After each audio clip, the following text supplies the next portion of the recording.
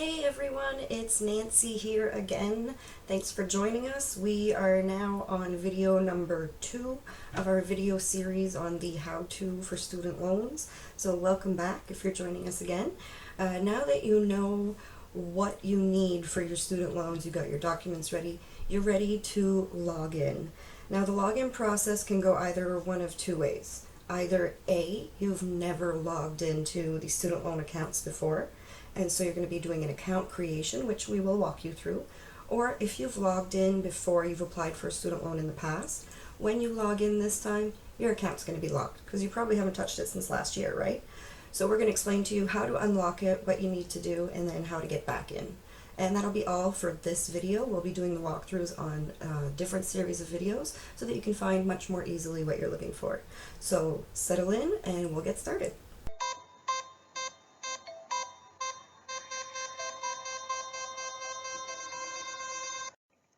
You need to know, we are not the experts. We don't work for the student loans. We work for the Career and Employment Center. We do the best we can with the information and resources that are provided to us. We've been helping students since 2015, and every year we try to adapt and evolve and get better. If we can't answer your questions, we'll find someone who can. On your screen, you'll see the toll-free numbers for the New Brunswick Student Financial Services as well as the National Student Loan Services Center.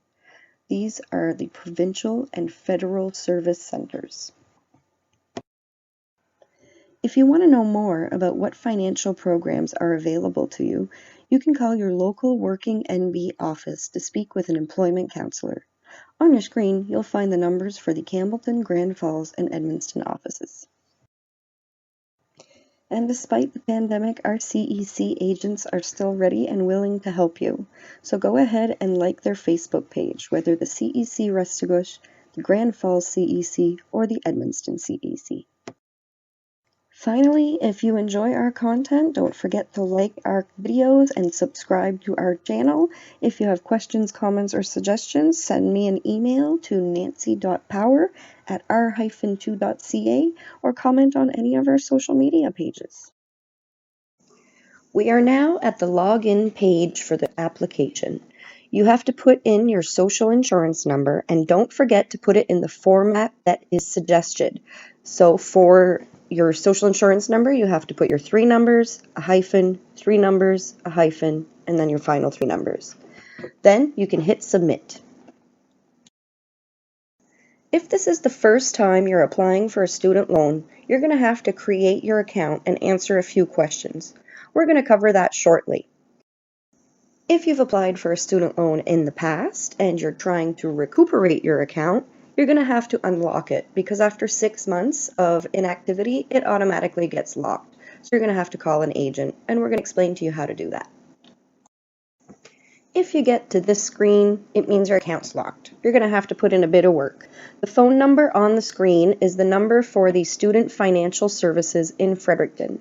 You're going to have to call them, listen to the menu, and press 6 to speak with an agent. That's right, you actually have to pick up the phone and dial a number to speak with another human being. I swear it's easier than it sounds. P.S. Yes, this is what phones used to look like.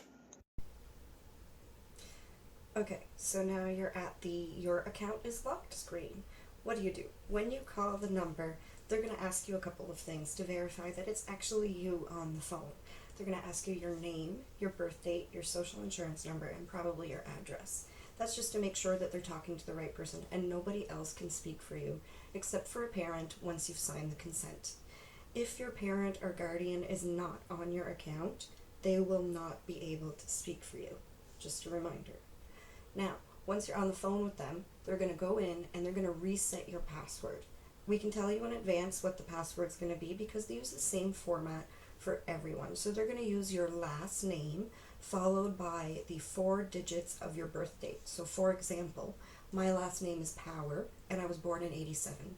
So the password format that they use, I would have Power with a capital P, 1987 as my number, and then you need a special character and they usually put a exclamation point at the end. So for example, my temporary password would be power with a capital P, 1987, exclamation point. And that's probably the format they're going to give you with your name and your date of birth.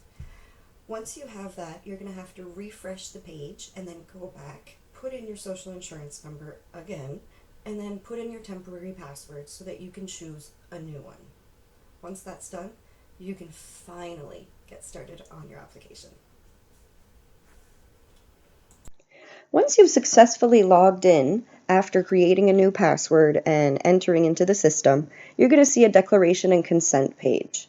Now, this is a consent from the student loans, and you have no choice but to accept it in order to apply, but it's really important that you read it and go through it. It basically explains that you have to be responsible for your student loans. All your information has to be true and accurate, and that you give them permission to speak with Canada Revenue Agency on your behalf in order to check for your income. There, we are finally at the home page of the application process. Here you'll find a review of your information, and you can check and make sure it's okay. You can modify it if necessary. This is also where you can upload documents when and if you need to. And finally, on the very bottom, you're going to see the forms available. The application for 2019-2020, and then the application for 2020 and 2021. In the next videos, we're going to explain to you how to get in there and what to do once you've hit the application. But here's where you're done for now. If it's your first time logging in and applying for a student loan, here's how you create your account. As mentioned previously, you're going to enter your social insurance number in the format provided. 3 numbers, hyphen, 3 numbers, hyphen, 3 numbers. Then you can click Submit. This will bring you to this page, the new user profile, where you're going to have to provide your first name, last name, initial if necessary, your date of birth in the format provided, and finally you're going to have to create your own password. There are stipulations. Your password has to be between 10 and 30 characters long.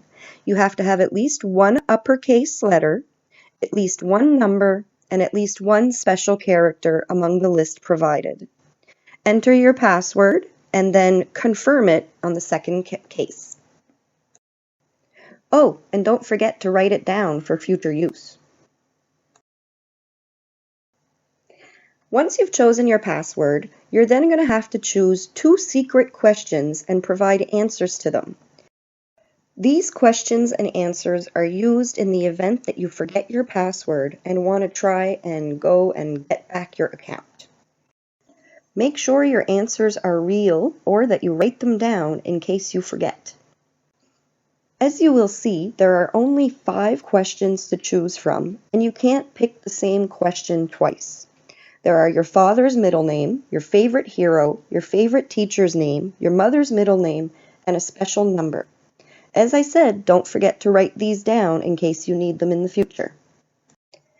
You may wonder why these questions are necessary, but if ever in the future you go to log in and you don't remember your password, you can click Forgot Password and it will bring you to this page.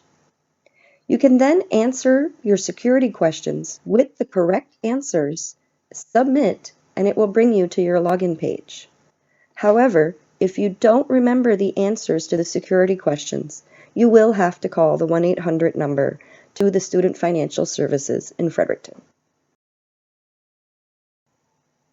Now, once you've created your account and successfully logged in, you will then see the declaration and consent page we mentioned previously. As we said, it is important that you read this consent and that you understand what it means to be responsible for your student loans. You do have to click I accept at the bottom of the page in order to continue. Finally, you too will be at the home page of the student loan application. As mentioned, here's where you can modify your profile and information, upload documents, and finally click on the form available for your application for 2020-2021. Stay tuned for our next videos because we'll be doing various walkthroughs of the student categories to help you navigate each question page by page.